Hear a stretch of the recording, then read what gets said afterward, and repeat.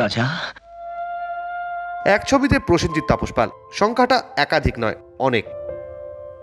পর্দায় দুই নায়কের ছিল তুল্যমূল্য লড়াই, প্রতিদ্বন্দ্বিতা, কিন্তু সে শুধু পর্দায়।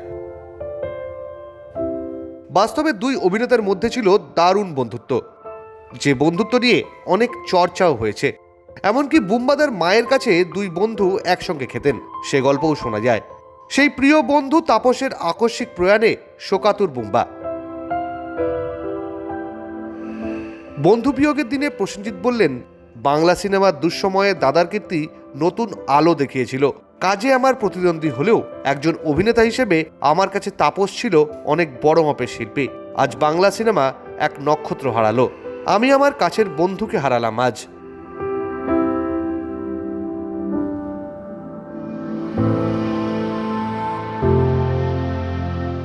শুধু প্রসেনজিৎ নন, তাপস পালের প্রয়াণে শোকবিহ্বল গোটা ইন্ডাস্ট্রি।